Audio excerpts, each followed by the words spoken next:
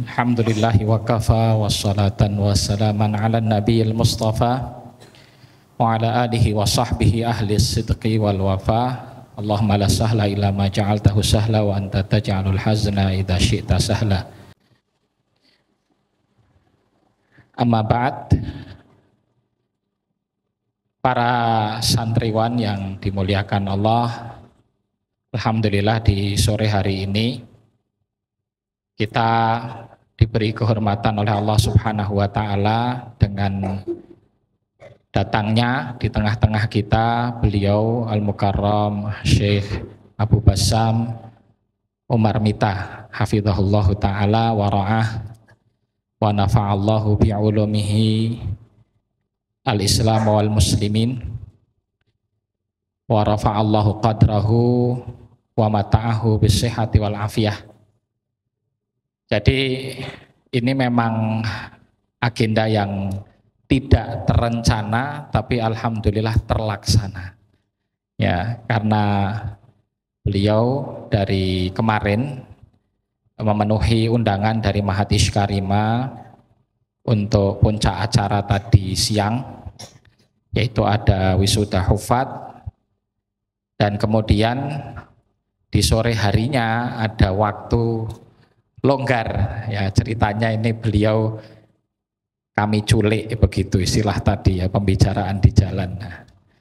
Nah, lakulihal di sore hari ini dengan terbatasnya waktu, di sela-sela kegiatan dan aktivitas beliau bersama Mahat Ishkarima, kita bisa beristifadah dan beliau sudah hadir bersama-sama di tengah kita.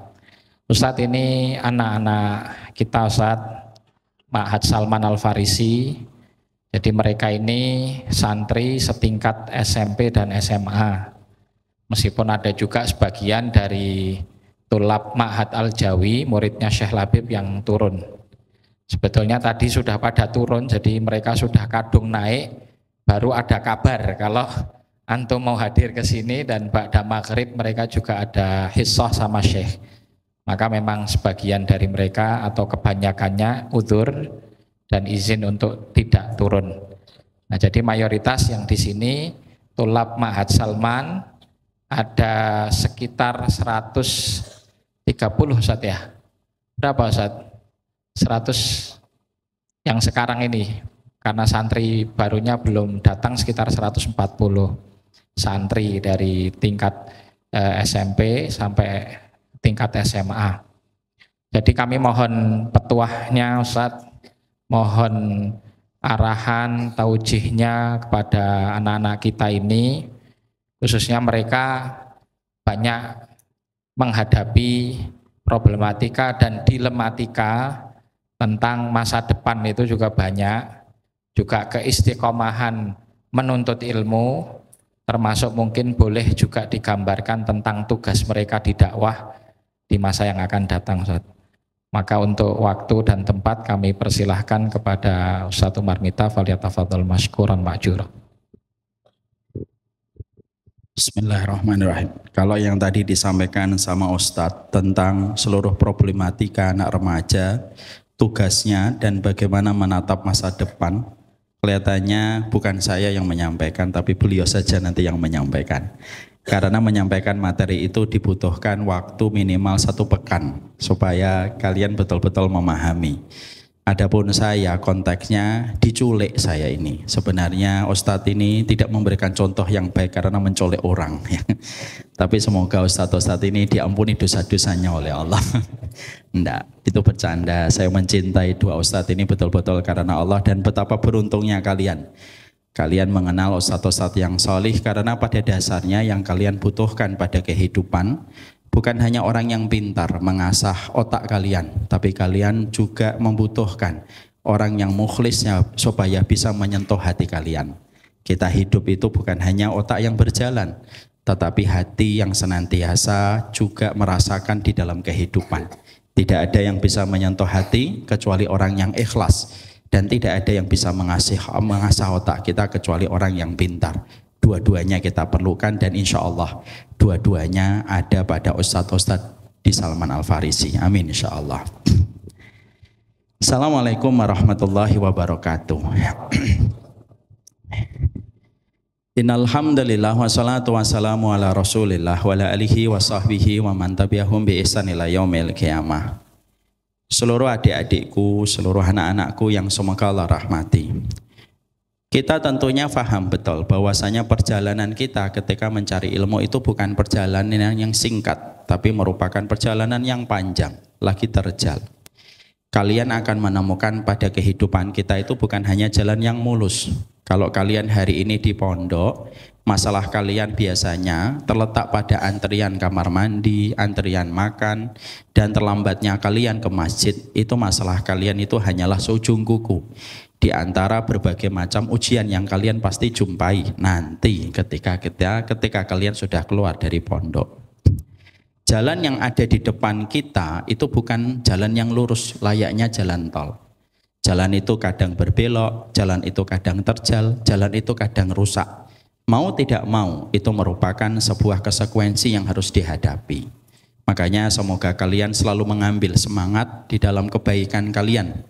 Ketika kalian diberikan waktu oleh Allah untuk mengumpulkan semua energi yang tentunya kalian butuhkan pada perjalanan kalian di masa kehidupan di masa mendatang.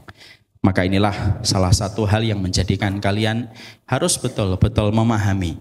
Orang tua kalian menempatkan kalian di sini bukan karena orang tua kalian tidak mau direpotkan dengan kalian di rumah. Bukan karena orang tua kalian melemparkan kalian, membuang kalian dari rumah. Dan bukan pula karena orang tua kalian tidak bisa membayar sekolah yang lebih bagus daripada di Salman Al-Farisi. Tetapi sesungguhnya orang tua kalian ketika menempatkan kalian di sini, itu karena mereka tahu hidup yang telah mereka lewati itu hidup yang berat. Dan kalian harus punya energi yang besar untuk bisa menyelesaikan setiap beban kehidupan itu ketika kalian memiliki ilmu yang menjadikan kalian bisa menyelesaikan satu persatu jalan pada kehidupan kalian di masa mendatang. Saya ingin tidak ada yang duduk di sini yang mereka bertanya, kenapa kok Abi nempatkan saya di sini? Tidak ada yang saya lihat di sini yang memiliki sebuah pemikiran negatif. Kenapa Umi naruh saya di sini? Ada sekolah negeri, ada sekolah yang bagus di tempat dan kota kecil saya, tetapi justru saya ditempatkan di sini. Mereka tidak salah menempatkan kalian di sini. Mereka tempatkan anak-anaknya di pondok karena mereka tahu orang tua kalian tidak bisa membersamai kalian setiap waktu. Orang tua kalian tidak bisa menjaga kalian nanti setiap waktu karena kita sebagai orang tua, usia kita bertambah setiap waktunya dan kedekatan pada kematian semakin terasa. Maka orang tua yang paham bahwasanya jalan kehidupan di depan itu betul-betul panjang dan berbagai macam onak duri akan didapatkan. Itulah yang menjadikan orang tua kalian istikharah dengan air mata yang menetes pas saja dadah, dengan ikhtiar yang panjang ketika kalian ditempatkan di sini supaya kalian tidak tergulung dengan zaman, supaya kalian tidak menjadi korban dari ketidakidealan yang banyak kita jumpai di dalam kehidupan. Jadi insya Allah saya yakinkan kepada kalian tidak ada satupun orang tua yang benci pada kalian. Tidak ada satupun seorang ibu yang rela berjauhan dengan anaknya. Tidak ada satupun bapak yang tidak melihat, yang tidak ingin melihat anak lelakinya yang akan menjadi penerus dari keturunannya. Tapi mereka paham bahwasanya hidup anak-anak mereka itu harus diberikan modal dan energi yang besar untuk bisa menyelesaikan setiap masalah. Ditempatkan kalian di sini karena kalian diharapkan ketika waktu perpisahan dengan orang tua sudah datang, kalian bisa melanjutkan untuk menyelesaikan setiap problematika dan ujian dengan energi yang telah kalian kumpulkan ketika kalian menimba ilmu. Di sini penting supaya jangan lagi ada kayak dulu teman saya di pondok. Saya dulu di pondok tahun 96 sampai 99. Kalian belum ada. Ada di antara teman-teman saya di pondok berkata, saya ini ditempatkan di pondok karena bapak dan ibu saya itu suka bertengkar. Makanya saya ditempatkan di pondok supaya bapak dan ibu saya itu bebas kalau bertengkar di rumah. Ada di antara teman saya berkata semacam itu. Ada di antara teman saya berkata, bapak dan ibu saya itu kerja, ibunya juga kerja. Dia cerita sama saya, ibu saya kerja. Bapak saya juga kerja. Makanya mereka tidak mau repot dan mungkin mereka menempatkan saya di pondok karena mereka tidak mau direpotkan dengan kehadiran saya. Tidak boleh ada pemikiran negatif di pikiran kita. Karena kata Imam Ibnu Qayyim, pikiranmu adalah sesuatu yang paling mahal. Jangan tempatkan sesuatu pada pikiranmu kecuali sesuatu yang positif. Dan positiflah ketika kalian melihat setiap keputusan orang tua. Ingat ya nak, di balik ibumu yang di tempat jauh, yang kadang tidak bisa datang, bukan karena tidak ingin ketemu, tapi mungkin ada masalah berat dari ekonomi yang mungkin harus dihadapi. Di balik orang tua kalian yang mungkin ketika jadwal telepon dia nggak nelpon, mungkin pada saat itu dia sedang dimarahi sama atasannya, ketika dia mencarikan rezeki untuk kalian supaya kalian tercukupi secara layak di pondok pesantren. Jangan ada benci pada orang tua, karena ilmu setinggi apapun yang kalian peroleh, berapapun juz yang kalian hafalkan, tidak ada artinya kalau kalian punya pemikiran negatif kepada ibu dan bapak kalian. Tidak ada orang yang paling cinta sama kalian kecuali ibu. Dan tidak ada laki-laki yang paling sayang dengan kalian kecuali bapak. Dan semoga perasaan itu selalu hadir, menghangatkan kalian sebelum tidur. Perasaan itu hadir membangunkan kalian setiap pagi. Bahwasanya kalian itu dicintai oleh orang tua kalian dan menempatkan kalian di sini karena melewati pertimbangan yang sangat panjang. Oleh karenanya, saya pada kesempatan yang singkat ini, saya ingin menyampaikan. Ada sebuah kata-kata yang bagus sekali dan kata-kata ini termasuk salah satu kata yang memberikan motivasi bagi saya. Ketika saya belajar dan ketika saya melanjutkan pendidikan saya di Fakultas Syariah sampai Allah berikan kemudahan untuk menyelesaikan. Kata-kata itu merupakan sebuah motivasi yang ingin saya sharing untuk kalian. Kalaulah kata-kata ini bisa menghidupkan hati saya, semoga kata-kata ini juga bisa membangun kebaikan pada kehidupan kalian. Karena kata yang tepat itu bisa membangun jiwa dalam kehidupan seseorang.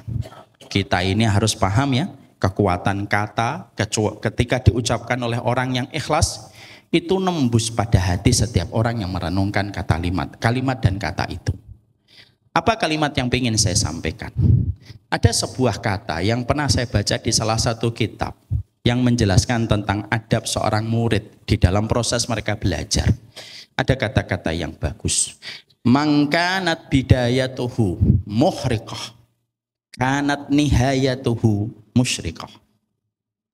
Siapapun orang dalam proses mereka belajar, di waktu belianya, di waktu proses awalnya ketika dia belajar, dia menempa dirinya, memperbanyak bekalnya, memperbanyak referensi, lalu memperkaya narasi yang ada di dalam pikirannya. Dan dia menjadi orang yang tidak pernah kenyang mendapatkan ilmu dan referensi. Dia betul-betul muhriqah. Muhriqah itu membara. Maka siapapun yang orang dalam proses awalnya dia belajar dengan semangat yang membara, kanat nihayatuhu musyriqah, maka pasti ujungnya itu dia akan bersinar dan bercahaya. Ketika kita merenungkan kalimat itu memberikan kepada kita banyak sekali pelajaran dan banyak sekali isyarat yang bisa menjadi petunjuk pada kehidupan kita.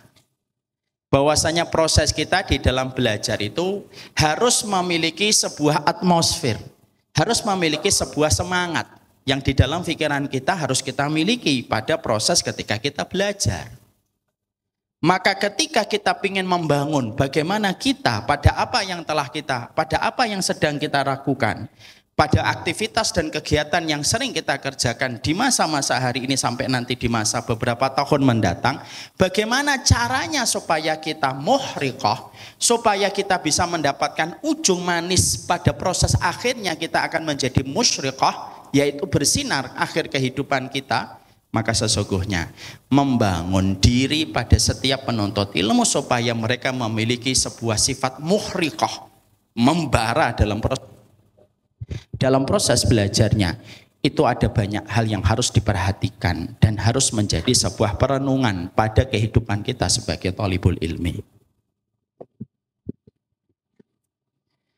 Maka dalam proses itu, apa yang kita harus lakukan? Apa yang harus kita evaluasi, apa yang harus kita kerjakan? Saya tidak bisa menyampaikan semua yang saya harus sampaikan karena waktu kita sangat terbatas sekali. Tapi setidaknya ada beberapa hal yang penting untuk kalian ketahui sebagai seorang penuntut ilmu. Karena pada dasarnya kita semuanya adalah penuntut ilmu. Apa yang pertama? Yang pertama, bahwasanya seseorang ketika mereka menjadi penuntut ilmu, dalam prosesnya untuk membangun suasana atmosfer, spiritnya itu membara. Dalam proses ketika kalian itu belajar, maka yang pertama, dalam proses kita di dalam mencari ilmu itu apa? Yang pertama, dipastikan bahwasanya kalian itu memiliki sebuah cita-cita yang tinggi di balik setiap aktivitas yang kalian kerjakan. Ulul himmah, himmah yang kuat, itu kenapa menjadi salah satu syarat di dalam kehidupan orang beriman. Semangat itu tidak akan pernah timbul ketika kita tidak memiliki tekad yang kuat di balik cita-cita yang rendah.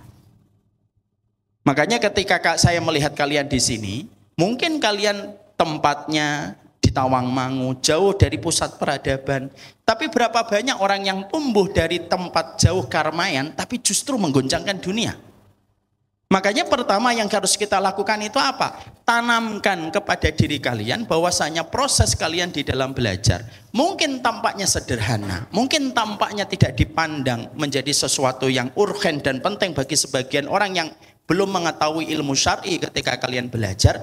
Tapi satu, kalian tidak boleh membenarkan pemikiran dan kesimpulan orang tentang apa yang kalian pelajari, karena apa yang kalian pelajari itu merupakan perkara besar yang Allah tidak berikan kepada setiap orang kecuali yang dirahmati oleh Allah. Cita-citanya itu harus besar. Makanya kita belajar dari 4 sahabat kecil yang pernah mereka berjumpa dan mereka bertemu, lalu mereka memiliki cita-cita yang besar. Cita-cita besar itulah yang akhirnya menggerakkan turbulens dalam kehidupan mereka ketika mereka punya cita-cita. Makanya Allah itu mengajari kita supaya kita tuh memiliki cita-cita yang tinggi dan jangan kita dalam kehidupan kita terkubur dengan cita-cita yang rendah. Makanya Allah menyampaikan kepada kita waj'alna lil muttaqina imama. Allah tidak mengajarkan waj'alna lil muttaqina ma'muma, apalagi makmum masbuk. Allah mengajarkan kepada kita itu menjadi imam. Makanya Nabi pun menyampaikan idza sa'altumullaha fas'aluhul firdausal a'la. Kalaupun kalian meminta kepada Allah, mintalah kepada Allah surga yang paling tinggi. Makanya mari kita belajar dari 4 sahabat kecil ketika mereka bertemu di sebuah tempat yang bernama Hijr Ismail. Kisah ini disampaikan Imam Madhabi dalam kitabnya. Ada 4 sahabat yang mereka berjumpa. Mereka masih kecil, tapi cita-cita mereka itu besar. Kalian harus paham ya, tanda keberkahan ilmu yang kita dapatkan menjadikan apa yang kita pikirkan itu melampaui umur kita. Itu berarti ilmu kalian berkah. Jangan sampai sebaliknya. Hari ini banyak orang fisiknya melampaui umurnya, tapi pikirannya mundur ke belakang. Makanya banyak orang umur 25, 30 tahun, umur 40 tahun belum siap nikah. Kenapa? Karena pikirannya ke belakang. Nabi tidak mendidik generasi mudanya dengan semacam itu. Nabi kalau mendidik generasi mudanya, bagaimana psikisnya, kejiwaannya, pemikirannya itu melampaui umurnya. Makanya kembali kepada kisah nyata. 4 sahabat tadi, ketika mereka bertemu, lalu mereka berkomitmen, ayo membuat ikrar perjanjian kita di hadapan Allah. Yang dilakukan oleh 4 sahabat ini apa? Lalu mereka mengatakan, ayo kita sebutkan permintaan kita kepada Allah. Majulah Abdullah bin Zubair yang saat itu berdoa, ya Allah, jadikan aku khalifah bagi kaum muslimin. Hijr Ismail yakin sama Allah, tidak malu sama permintaannya. Jadikan aku khalifah bagi kaum muslimin. Dia letakkan tangannya mundur ke belakang. Digantikan yang kedua Urwah bin Zubair. Urwah bin Zubair berdoa. Hampir sama dengan permintaan saudaranya Abdullah bin Zubair. Tapi saat itu beliau berkata, jadikanlah aku pemimpin ilmu dalam kehidupan yang menjadikan aku mata air bagi orang-orang di sekitarku. Angkat tangannya, diletakkan tangannya. Lalu majulah yang ketiga Mus'ab bin Zubair.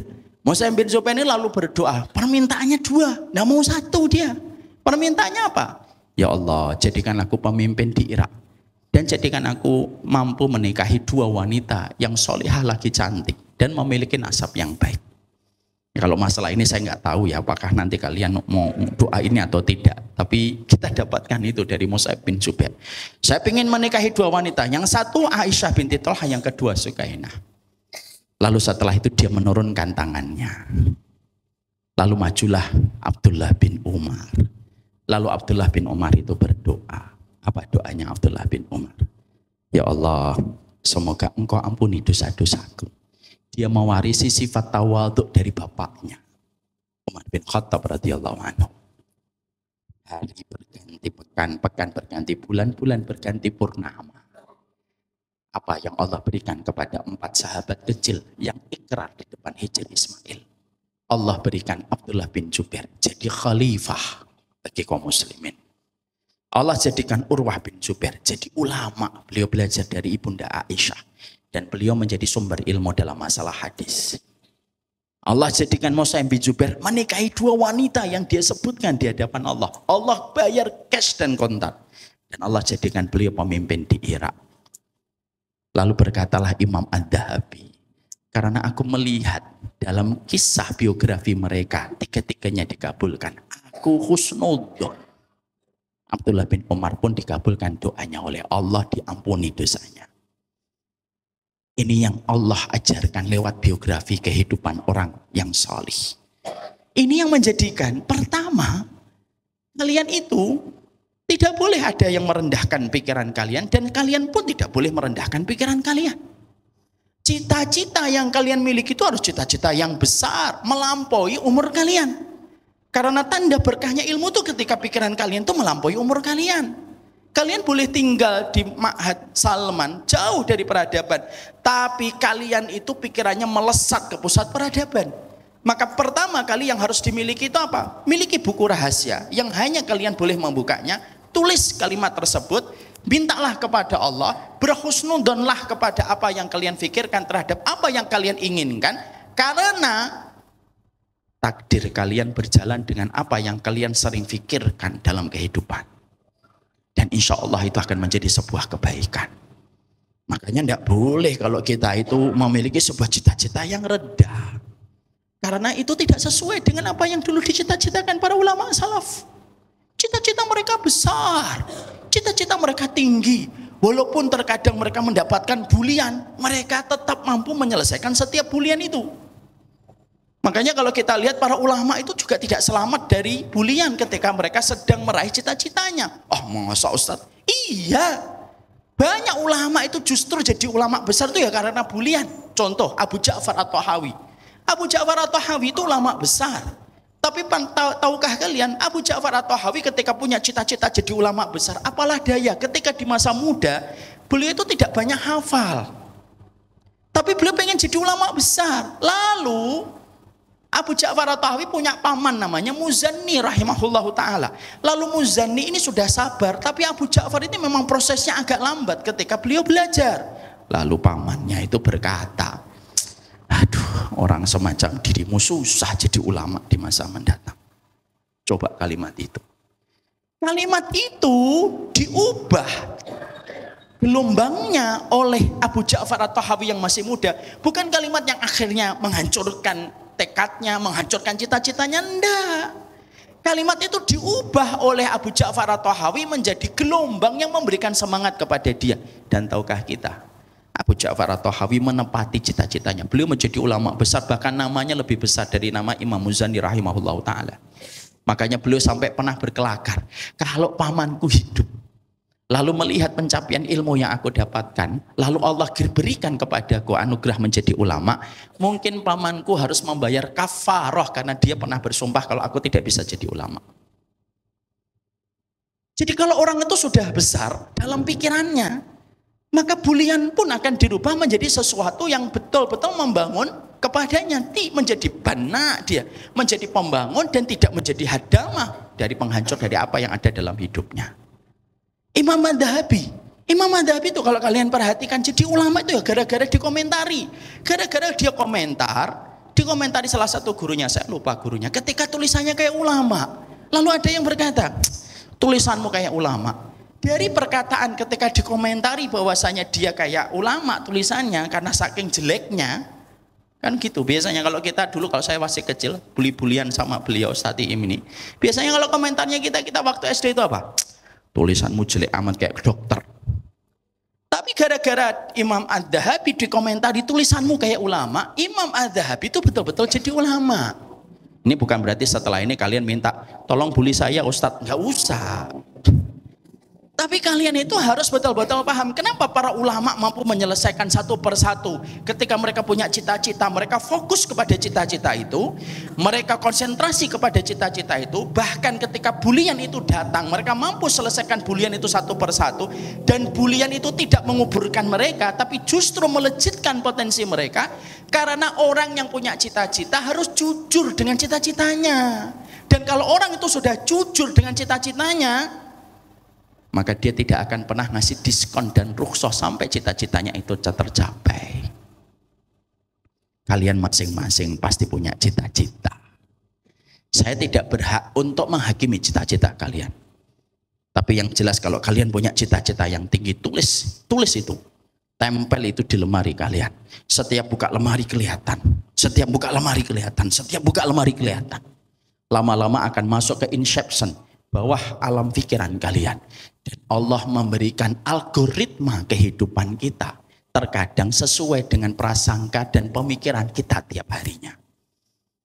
Makanya ada di dalam dunia psikologi itu apa? Jangan terlalu overthinking karena biasanya akan banyak penyakit. Karena memang pemikiran itu sangat penting mempengaruhi bagaimana dalam kualitas kehidupan kita.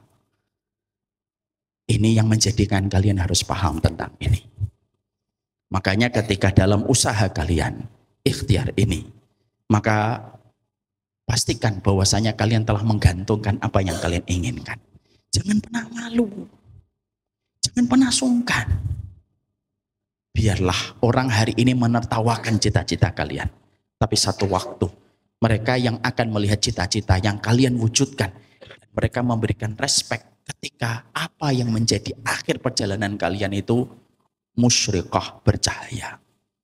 Jangan sampai ada di antara orang-orang yang telah belajar di Salman ini, lalu ketika ditanya cita-citanya apa, ya enggak tahulah. Minimal saya bisa melahirkan satu kitab, saya bisa menulis satu kitab, saya ingin punya pondok pesantren yang saya gratiskan, saya ingin menjadi orang yang membebaskan Baitul Maqdis. Cita-cita itu miliki, maka sesungguhnya pasti kalian akan menjadi orang yang istimewa. Kalau kalian sudah punya cita-cita, ingat, kalian akan menjadi orang yang dibutuhkan orang. Kalau kalian sudah memiliki cita-cita. Hari ini, ikhwan, anak-anakku, kalian kalau hidup di luar, ijazah sudah mengalami pergeseran. Apa Ustadz maksudnya? Ijazah sudah tidak lagi dijadikan indikator untuk menilai orang itu pintar dan tidak pintar. Di sebagian masyarakat kita sudah tidak lagi memandang penting ijazah. Kenapa? Ijazah tidak lagi menjadi indikator evaluasi nilai dan kompetensi seorang siswa. Ijazah itu hanya menandakan kalau dia pernah sekolah. Maka yang sekarang terjadi adalah orang yang mampu memiliki sebuah keterampilan ilmu sampai dia dibutuhkan, itulah yang mampu bertahan dalam kerasnya kehidupan di luar sana. Maaf ya, banyak orang kadang-kadang belajarnya panjang, ijazahnya ada. Tapi karena dia tidak punya ilmu yang dibutuhkan oleh orang, akhirnya dia tidak bisa mampu bertahan. Kalian kalau punya cita-cita, kalian akan memiliki sebuah keterampilan ilmu. Di mana keterampilan itulah yang menjadikan kalian akan dibutuhkan orang lain. Dan kalian kalau sudah dibutuhkan sama orang lain, kalian mampu bertahan dalam kerasnya dan terjalnya kehidupan di luar pondok. Maaf ya, filosofnya kalian nanti jangan sebagaimana parsel lebaran. Jadikanlah filosof dalam kehidupan kalian itu sebagaimana tas plastik. Parsel lebaran. Kalau kalian pernah lihat parsel lebaran itu tampak indah. Tampak indah. Harganya mahal ketika melahirkan parsel itu. Tapi sekalinya parsel itu dibeli dengan harga yang mahal, diserahkan sama orang yang memesan parsel itu, ketika dibuka plastiknya, dikeluarkan buahnya, sudah tidak dipakai lagi itu parsel. Walaupun sebelumnya indah betul. Hari ini tuh banyak pendidikan di luar sana itu hanya membentuk parsel. Kayak roti gosong. Luarnya gosong, dalamnya mentah. Kalian itu gak boleh kayak parcel. Yang kalian harus miliki itu sebagaimana tas plastik. Tas plastik itu murah, tas plastik itu biasa, packagingnya juga biasa, tampaknya juga biasa, tapi dibutuhkan. Ketika seorang ibu sedang memesan sesuatu yang dicari tas plastik. Ketika kalian membeli satu barang yang mahal, lalu kalian cuma bawa motor, yang kalian butuhkan plastik. Kadang-kadang kita dalam proses belajar, karena kita sudah punya cita-cita, itu yang menjadikan kita nanti ketika keluar dari pondok, kita kayak tas plastik, dibutuhkan. Dan ketika dibutuhkan keterampilan itu dengan cita-cita yang kalian miliki. Masya Allah. Orang yang berijazah resmi pun akan lewat di hadapan orang yang ilmunya dibutuhkan sama orang lain. Itu yang pertama. Yang kedua, yang ketiga, yang keempat, yang kelima, saksikan. Pada jam dan waktu yang kurang lebih saya tidak tahu kapan waktunya. Saya sudah ditunggu di Iskarima acara untuk di sana. Saya sebenarnya ingin menyampaikan banyak hal. Karena antum baru membahas satu. Padahal ada berapa Ustadz? Ada 25. Untuk bisa memiliki himmah supaya kita muhriqah dalam proses kita belajar. Saya amanahkan kepada Ustadz dan Ustadz untuk menyelesaikan 24 poinnya berikutnya. Karena waktu jualah. Karena memang beginilah. Orang kalau diculik, yang nyulik juga kalau paham sunnah harus ngerti nyulik itu kapan mengembalikan. Nggak mungkin dong Ustadz Iim nyulik saya tanpa ilmu. Beliau dengan jenggotnya yang sudah memutih harusnya paham. Nyulik pun harus dengan ilmu. Harus mengembalikan pada jam dan waktu kesepakatan yang sudah diberikan. Saya ingin menyapa semuanya tapi qadarullahu ma yasha. Waktu jualah yang memisahkan. Nanti satu waktu saya akan datang ke sini. Semoga dengan waktu yang lebih lapang. Tadi Ustadz Iim sempat protes sama saya. Antum ini tidak pernah datang ke Salman. Saya bilang, nah antum nggak pernah ngundang saya bilang gitu. Antum yang harus ya. Ya, jadi kuat-kuatan dalil itu namanya. Ya. Dan kita doakan semoga Ustadz Iim diampuni dosa-dosanya oleh Allah karena tidak pernah ngundang saya. Semoga di lain waktu kita bisa bertemu dan berjumpa di waktu yang lebih lapang. Senang melihat kalian dan saya ingin nanti kalau melihat kalian ada tulisan simple, sederhana. Kalian boleh diremehkan siapapun, tapi kalian dan pikiran kalian tidak boleh merendahkan apa yang kalian pikirkan. Tempel itu di lemari, catat apa yang kalian pikirkan. Minta setiap waktu, setiap membuka lemari kepada Allah. Orang yang rajin ngetuk pintu adalah orang yang paling besar dibukakan pintu oleh sahibul baitnya. Orang kalau berdoa setiap meningkat lemari dia berdoa, ya Allah wujudkan ya Allah. Buka lemari lagi berdoa. Orang yang rajin berdoa di tempat yang berkah semacam ini adalah orang yang tidak mungkin tidak dibukakan pintu langit kepada mereka yang rajin berdoa semenjak mudanya. Barakallahu fikum. Ada pertanyaan? Tidak ada pertanyaan karena saya sudah ditunggu. Barakallahu fikum. Semoga Allah memberikan kebaikan untuk kita. Wassallallahu ala nabiyina Muhammad walhamdulillahirabbil alamin. Assalamualaikum warahmatullahi wabarakatuh. Baik, demikian santri sekalian. Insya Allah ini muqaddimah untuk majelis-majelis selanjutnya. Meskipun waktu dan juga kesempatannya masih belum tahu. Tapi insya Allah ya, insya Allah ini muqaddimah karena masih ada 24, jadi kita nanti siapkan ketika beliau hadir kita tagih yang nomor 2 sampai mboten Ustaz nggih. Barakallahu fikum, jazakumullah khairan katsiran. 23 nggih, jazakumullah khairan katsiran Ustadzana Syekhana Abul Basam Ustadz Umar Mita atas nasihat yang indah luar biasa kepada santri kita semua, dan mohon doanya Ustadz ini semoga anak-anak kita ini sebagaimana harapan daripada para muassis ma'had ini, ada yang sudah wafat terlebih dahulu dan kami yang masih melanjutkan termasuk Ustadz Iim ini sebagai muassis, mereka ini nanti terlahir sebagai ulama amilin yang meneruskan warisannya para salafus saleh untuk diperjuangkan dan ditegakkan di tengah-tengah umat. Demikian kita akhiri majelis ini. Wassallallahu wasallim wa barik ala Muhammad wa ala alihi wasallam. Subhanakallahumma bihamdika asyhadu an la ilaha illa anta astaghfiruka wa atubu ilaik. Assalamualaikum warahmatullahi wabarakatuh.